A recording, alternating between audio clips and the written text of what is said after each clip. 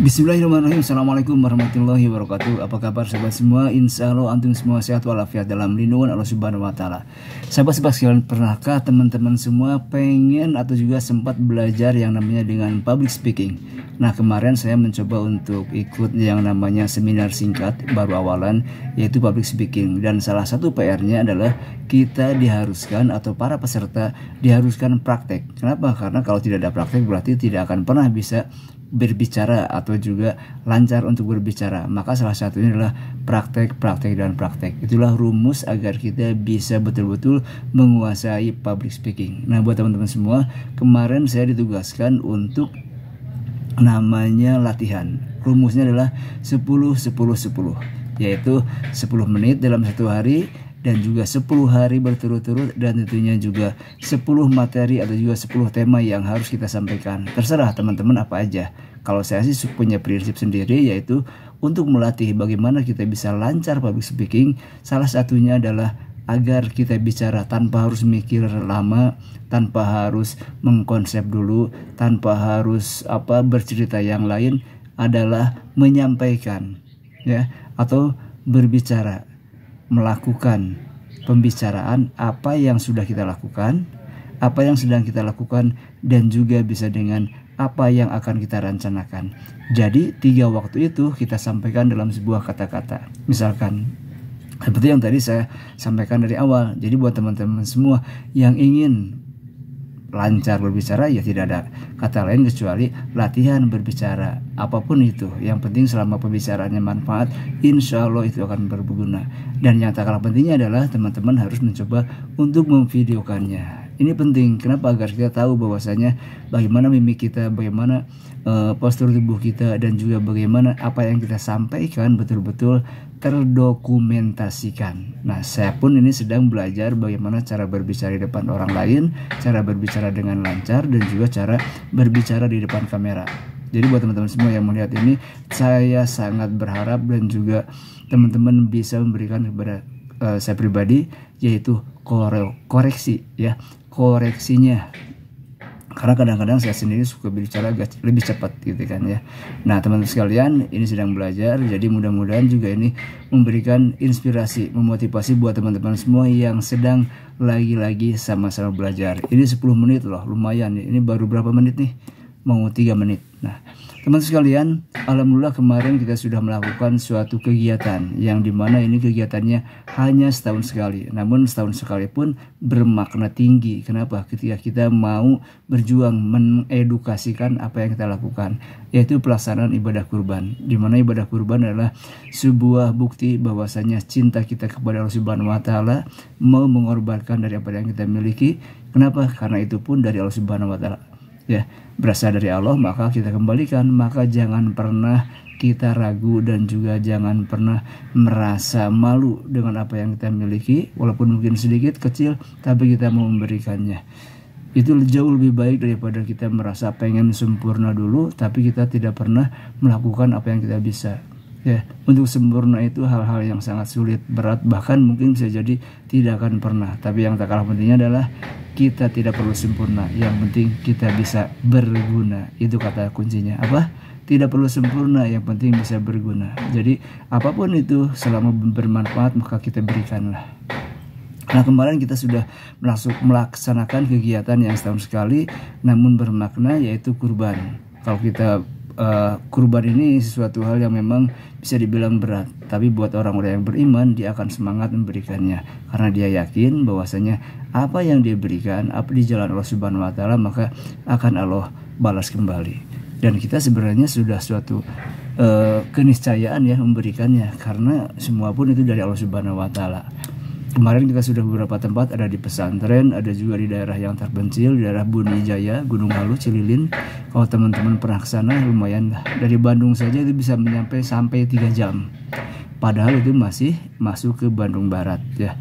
Satu lagi ada di namanya pesantren. Nah, pesantren ini daerah Ranca Ekek. Ini khusus gratis dan juga buat teman-teman semua yang belajar Al-Quran, tahfidz Quran. Dan selain itu juga mereka dibina bagaimana belajar memanah, belajar naik kuda, dan juga yang belum ada di sana adalah belajar berenangnya karena belum bikin tempat renangnya. Nah, buat teman-teman semua yang ingin membikinkan tempat renang, silahkan terbuka khusus ya. Nah ini berapa menit nih? 5 menit. Nah teman-teman sekalian, hari ini pun hari Rabu. Nah hari Rabu ini saya biasanya bersama-sama dengan teman-teman di tim KCM. Apa itu KCM? Yaitu Kita Cinta Masjid. Ini penting kita dibuat agar kita mau dan juga memberikan edukasi dan juga mendorong siapapun yang ingin berbuat baik, siapapun yang ingin memelihara masjid, mereka merasa ada temannya ya. Karena kadang-kadang kalau kita tuh mau berbuat baik saja, kalau sendiri kadang-kadang suka bingung, suka malu, bahkan merasa aduh nggak enak nanti disangka soleh gitu kan, ntar disangka sok rajin, padahal nggak apa-apa. Itu kan menjadi sebuah doa, mudah-mudahan ya. Nah setiap hari Rabu ini kita mengadakan namanya aktivitasnya Kita Cinta Masjid. Kita bersih-bersih masjid kemanapun, insya Allah doakan saja, bila perlu internasional ya, selain nasional juga. Jadi ketika ada masjid kotor kita bersihkan. Ini sifatnya betul-betul relawan, betul-betul gratis, free. Silahkan teman-teman kalau misalkan di daerahnya ada masjid yang kotor, terutama tempat wudhu dan toiletnya, silahkan teman-teman bisa menghubungi kami. Kalau teman-teman bisa cek di IG saya pribadi Kang Deatea, atau juga di IG Kita Cinta Masjid ya. Atau teman-teman bisa langsung menghubungi telepon di 0813 9433 1449. Berapa? 0813 9433 1449 untuk diantrikan agar nanti mendapatkan bagian atau jadwal kapan masjid yang antum rekomendasikan untuk dibersihkan, kita kunjungi untuk dibersihkan.